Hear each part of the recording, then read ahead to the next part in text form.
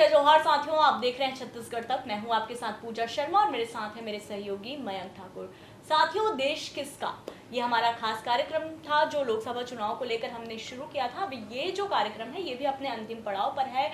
Result को लेकर उल्टी गिनती शुरू हो गई है। 4 जून को रिजल्ट आ जाएगा और पता चल जाएगा कि देश किसका है। तो जाते जाते ये जिम्मेदारी है हमारे पास कि जब तक 4 जून नहीं आ जाता हम तमाम उन सीटों के बारे में आपको विश्लेषण करके बताएं जिस पर इस बार कांटे की टक्कर देखने को मिली। तो इसी कड़ी में आज हम बात करेंगे छत्तीसगढ़ के उन वीआईपी सीटों की जहां पर इस बार काफी ज्यादा टफ मुकाबला देखने को मिला। कई जगह सीट वीआईपी है तो कई जगह जो चेहरे हैं वो काफी ज्यादा वीआईपी है। तो इस लिहाज से जो इस बार का चुनाव है ये वीआईपी वर्सेस वीआईपी बनकर रह गया है और एक एक कर हम उस पर आकलन करेंगे और जानने की कोशिश करेंगे कि कौन सी वीआईपी सीट है जहां पर इस बार बड़ा फेरबदल हो सकता है। तो सबसे बड़ी जो वीआईपी सीट है छत्तीसगढ़ की राजधानी रायपुर की हम बात करते हैं। सबसे बड़ा वीआईपी सीट बृजमोहन अग्रवाल यहां से चुनावी मैदान में उतरे हैं। इन्हें विधानसभा चुनाव लड़ने का तजुर्बा काफी है लेकिन लोकसभा के चुनावी रण में ये पहली बार उतरे हैं। तो ऐसे में ये माना जा रहा है कि इनकी जो लड़ाई है, इनका जो मुकाबला है ये इनका खुद से है। रिकॉर्ड तोड़ने की बात यहाँ पर कही जा रही है। और बृजमोहन अग्रवाल को लेकर जब हमने चौपाल किया, लोगों से बातचीत की कि भाई रायपुर की हवा इन दिनों क्या कहती है, क्योंकि यहाँ से युवा प्रत्याशी विकास उपाध्याय भी कांग्रेस की ओर से चुनावी मैदान में उतरे हुए हैं। तो लोगों का ये कहना था कि प्रधानमंत्री नरेंद्र मोदी 6 लाख वोटों से जीते थे लेकिन बृजमोहन अग्रवाल उस रिकॉर्ड को भी तोड़ देंगे और इस बार उससे कहीं ज्यादा मतों से जीतेंगे। लेकिन क्या वाकई ऐसा हो सकता है, क्योंकि फेरबदल होने का मूड इस बार छत्तीसगढ़ में हमको देखने को मिल रहा है। विधानसभा चुनाव के बाद अब इतनी आसानी से ये कह देना कि दिग्गज चुनाव नहीं हार सकते बहुत ज्यादा अतिशयोक्ति हो जाएगी, क्योंकि हमने देखा है विधानसभा चुनाव में कि दिग्गजों को भी करारा झटका लगा है। तो मयंक, कुछ ऐसे वीआईपीज हैं और कुछ ऐसे वीआईपी सीट है जिस पर हम बात करेंगे। तो हम बात करेंगे राजनांदगांव की बात कर लेते हैं, कांकेर की बात कर लेते हैं। मैं ये जगहों के नाम आपको इसलिए बता रही हूँ क्योंकि फिर आप इस पर अपने आकलन जो है क्या कुछ कहता है ये आप बता सके। तो जो वीआईपी सीट्स अगर मैं कहूँ तो एक हो जा रहा है, एक कोरबा की सीट भी वीआईपी हो जा रही है, बिलासपुर भी वीआईपी सीट है, रायपुर की बात मैंने कह दी, दुर्ग भी वीआईपी सीट की श्रेणी में शामिल हो गया है। तो आपको क्या लगता है कि इन वीआईपी सीटों पर क्या इस बार फेरबदल होगा, क्योंकि जितने भी ये वीआईपी सीट है यहाँ पर लंबे समय से बीजेपी जीत दर्ज करते आ रही है। बिल्कुल पूजा, छत्तीसगढ़ में बात की जाए तो छत्तीसगढ़ के 11 सीटों पर कुछ ऐसे जो सीट हैं, सबसे बड़ी बात है कांग्रेस ने ऐसे प्रत्याशियों को चुनाव मैदान पे उतारा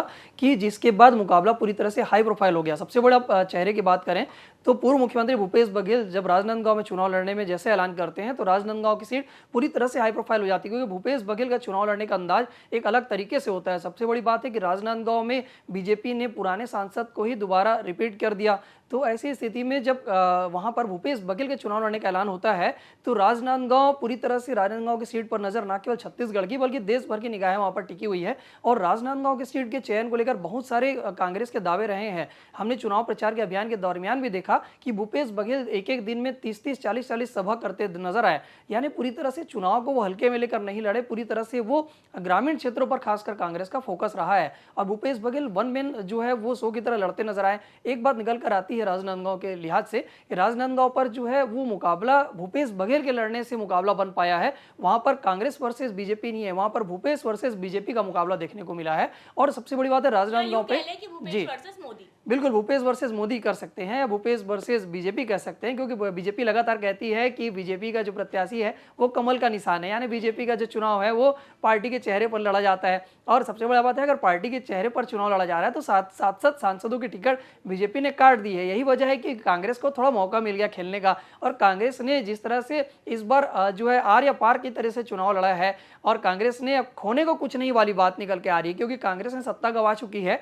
और यही वजह है कि इस बार कांग्रेस ने अपने तमाम दिग्गजों को, पूर्व गृह मंत्री, पूर्व नगरीय प्रशासन कैबिनेट मंत्री और खुद पूर्व मुख्यमंत्री जो है वो चुनाव लड़ते नजर आ रहे हैं। तो कहीं ना कहीं कांग्रेस ने इस चुनाव को गंभीरता से लड़ा है। और राजनांदगांव की बात हम कर रहे थे क्योंकि राजनांदगांव सीट पर लगातार जो है बीजेपी वहां पर 3 बार हैट्रिक बना चुकी है, चौथी बार उनको जीत की तलाश है। लेकिन इस बार वहां पर पूर्व मुख्यमंत्री भूपेश बघेल वहां पर जब से चुनाव मैदान पे पहुंचे हैं तो वहां पर बीजेपी भी उतनी आसान जीत के लिए नजर नहीं आ पा रही है। बीजेपी को भी यहाँ पर एड़ी चोटी एक करना पड़ गया है। और खासकर हम बात करें तो पिछले जो 5 सालों में जो कार्यकाल रहा है कांग्रेस का, और खासकर जो पूर्व मुख्यमंत्री भूपेश बघेल वहां पर चुनाव लड़ने जब गए, ग्रामीण इलाकों पर हम देख सकते हैं न केवल राजनांदगांव पे बल्कि बाकी दूसरे सीटों पर भी कांग्रेस को पूरी तरह से ग्रामीण वोट बैंक पर भरोसा है। शहरी इलाकों पर जो वोट है वो कहीं ना कहीं बीजेपी का वोट माना जाता है। और यही वजह है कि हमने देखा विधानसभा चुनाव पर भी जो है शहरी इलाकों पर पूरी तरह से बीजेपी को फायदा मिला, लेकिन ग्रामीण इलाकों पर कहीं ना कहीं कांग्रेस की जड़ें काफी मजबूत है और इसके पीछे बहुत सारे तर्क दिए जाते हैं। राजनांदगांव की बात हम इसलिए कर दिए क्योंकि राजनांदगांव पे पहले भी रिकॉर्ड टूटा है। राजनांदगांव पर जो है बीजेपी के जो रिकॉर्ड को देवव्रत सिंह जो कि पूर्व सांसद है उन्होंने तोड़ा था और देवव्रत सिंह ने उपचुनाव पर वहां पर बीजेपी के जो है सांसद को हराया था। तो कहीं ना कहीं हमने देखा है कि राजनांदगांव बदलाव के बयान रखती है और एक बार फिर से वहां पर लोगों का मूड बदलते दिख रहा है। वहां पर कोई भी नहीं कह सकता है कि वहां पर मुकाबला एक तरफा है। इसके बाद हम चर्चा कर लेते हैं दुर्ग की। दुर्ग क्योंकि प्रदेश की सबसे हाई प्रोफाइल सीट है, क्योंकि दुर्ग भले दुर्ग में चुनाव हो रहा है लेकिन दुर्ग के जो चेहरे हैं वो प्रदेश के अलग अलग लोकसभा में जाकर चुनाव लड़ रहे हैं। हमने देखा कि भूपेश बघेल खुद दुर्ग लोकसभा से ताल्लुकात रखते हैं लेकिन वो राजनांदगांव में चुनाव लड़ रहे हैं। दुर्ग से ताम्रध्वज साहू ताल्लुकात रखते हैं लेकिन वो महासमुंद से चुनाव लड़ रहे हैं। और तो और बीजेपी ने भी कमी नहीं की, बीजेपी ने भी सरोज पांडे को कोरबा से चुनाव लड़ाने भेजा है। जो दुर्ग जो भिलाई से विधायक हैं, भिलाई नगर से देवेंद्र यादव, वो बिलासपुर से चुनाव लड़ रहे हैं। तो दुर्ग क्षेत्र में क्योंकि विजय बघेल को बीजेपी ने भरोसा जताया है, वहां पर फिर से विजय बघेल चुनाव लड़ रहे हैं, लेकिन कांग्रेस ने भी साहू कार्ड वहां पर खेल दिया है और हमने देखा कि साहू वर्सेस कुर्मी का मुकाबला वहां पर दिख रहा है। और हम देखते हैं कि दुर्ग जो लोकसभा है वहां पर साहू बहुल इलाका है, क्योंकि वहां पर लंबे समय से हमने देखा है कि साहू समाज ही वोट निर्णायक की भूमिका निभाता रहा है। बीजेपी के दिग्गज जो सांसद रहे हैं ताराचंद साहू, वो दुर्ग क्षेत्र से लगातार जीत कर आते रहे हैं और इसका बड़ा फैक्टर है कि साहू समाज वहां पर जीत के निर्णायक की भूमिका निभाता रहा है। और हमने देखा 2014 का जब चुनाव था तब वहां पर ताम्रध्वज साहू जब वहां पर कांग्रेस से चुनाव मैदान पे थे तो साहू समाज का वोट बीजेपी से शिफ्ट होकर कांग्रेस को ओर शिफ्ट हुआ था। तो कहीं ना कहीं साहू वोट वहां पर निर्णायक की भूमिका दुर्ग में निभाता रहा है और वो जो है पासा बदलने में माहिर है। और इस बार भी उस कमोबेश स्थिति दिख रही है। कोई भी बीजेपी के लोग भी ये नहीं कह पा रहे हैं कि पिछली लीड जो देखने को मिली थी, पिछले बार जिस तरह से विजय बघेल वन साइडेड जीत के रिकॉर्ड जीत कर पहुंचे थे, वैसी जीत इस बार हासिल हो पाएगी। इसके बाद जो है हाई प्रोफाइल सीट की बात हो ही रही पूजा, तो हम आगे बढ़ते हैं। हाई प्रोफाइल सीट की बात हो रही है और कोरबा की बात ना करें तो ये स्थिति कमोबेश कमजोर होगी, क्योंकि कोरबा सीट जो है वहां पर चरणदास महंत जो है वो उस क्षेत्र से दिग्गज नेता है, उनकी पूरी तरह से पैठ है उस इलाकों पर। हम देखते हैं कि कोरबा सीट पर चरणदास महंत उनके परिवार का दबदबा रहा है और जब सीट में पहली बार चुनाव हुआ जब परिसीमन के बाद 2009 पे, तो चरणदास महंत वहां पर जीतकर पहुंचते हैं। उस दरमियान उन्होंने दिग्गज नेत्री करुणा शुक्ला को उस दरमियान चुनाव हराया था।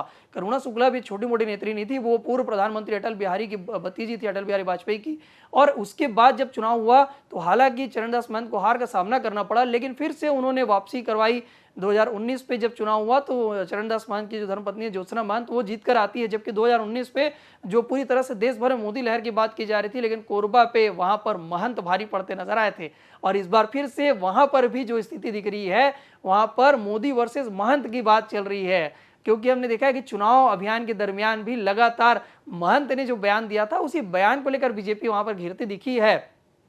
तो वहां पर भी कांग्रेस को कहीं ना कहीं ग्रामीण क्षेत्र पर भरोसा दिख रहा है, लेकिन उस क्षेत्र पर दिग्गज की प्रतिष्ठा की बात हो रही है तो चरणदास महंत की प्रतिष्ठा दांव पर लगी है। साथ ही सरोज पांडे की भी प्रतिष्ठा दांव पर लगी है, क्योंकि सरोज पांडे दुर्ग से चुनाव लड़कर एक बार हार चुकी है। उसके बाद राज्यसभा में उनको भेजा गया, राज्यसभा का जब टर्म खत्म हो गया तो उनकी जगह जो है रायगढ़ राजघराने से भेजा गया। अब सरोज पांडे अगर कोरबा से चुनाव में उनको टिकट दी गई है, कोरबा से अगर हारती है तो उनकी राजनीतिक पारी को लेकर भी आगे कहीं ना कहीं प्रतिष्ठा दांव पर लगी है। उनकी राजनीतिक पारी को लेकर भी कई तरह की संभावनाओं की बात की जा रही है। तो कहीं ना कहीं इन सीटों पर बात हो रही है। और एक सीट और बहुत महत्वपूर्ण है पूजा, बस्तर की बात, क्योंकि बस्तर में भी जो है पूर्व उद्योग मंत्री, पूर्व इंडस्ट्री मंत्री, पूर्व आबकारी मंत्री और जो है अजय योद्धा कवासी लखमा यानी दादी चुनाव लड़ रहे हैं। और दादी जो है चुनाव लड़ते हमने देखा है कि वाकई लड़ाई क्या होती है। राजनांदगांव के बाद अगर हम बात कर दी जाए तो बस्तर में जो चुनाव उन्होंने लड़ा है कवासी लखमा ने, निश्चित तौर पर उनकी लड़ाई जो है वो वन मैन शो की तरह लड़ते नजर आए। अंदरूनी इलाकों पर भी अपने तरीके से ग्रामीणों के साथ जमीन में बैठकर मुर्गा लड़ाई करते हुए, तीर कमान चलाने की बात करते हुए बात की जाए, उनको घेरने के लिए बीजेपी ने तमाम तरह से लगातार उनके बयानों को पकड़ते रहे। और तो उन्होंने लास्ट में गांव में जब लोग ईवीएम मशीन नहीं देखे तो ईवीएम मशीन का एक वो नमूना बताकर ईवीएम की आवाज तक निकाल दिए थे। तो कहीं ना कहीं उनके चुनाव लड़ने का अंदाज बेहद रोचक था और कहीं ना कहीं ये बात भी निकल कर आ रही है कि उनकी प्रतिष्ठा भी दांव पर लगी एक भी चुनाव उन्होंने नहीं हारे हैं। और दीपक बैच के टिकट काटकर अगर कवासी लखमा की टिकट दी जाती है तो पार्टी आलाकमान ने भी कवासी लखमा पे भरोसा जताया है और उनको टिकट लेने के लिए खुद उन्होंने पार्टी आलाकमान या राहुल गांधी से सीधे मिलकर उन्होंने टिकट लाए हैं। तो एक बात तो निश्चित तौर पर है कि कवासी लखमा की प्रतिष्ठा भी वहां पर दांव पर लगी है पूजा।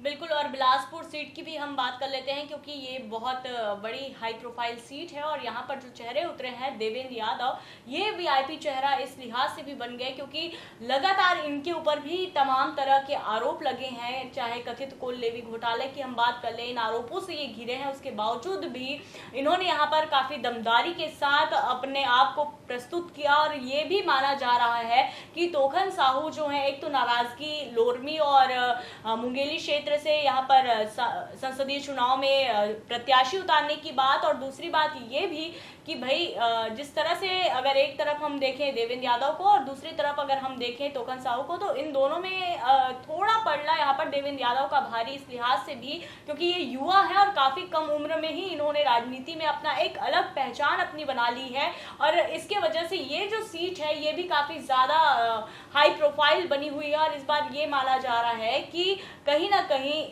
जो कांग्रेस का कुनबा है वो थोड़ा बढ़ने वाला है, यानी कि 2 सीटों पर सिमट कर रहने वाली कांग्रेस का जो सीटें हैं वो इस बार बढ़ सकती है। बहरहाल ये केवल अनुमान है जो निकल कर सामने आ रहे हैं और जिसकी जानकारी हम आपको दे रहे हैं। रिजल्ट क्या होता है ये देखने वाली बात रहेगी। तो फिलहाल इस रिपोर्ट में, इस चर्चा में इतना ही। छत्तीसगढ़ से जुड़ी ऐसी तमाम खबरों से अपडेट रहने के लिए देखते रहिए छत्तीसगढ़ तक। जय जोहार, नमस्कार।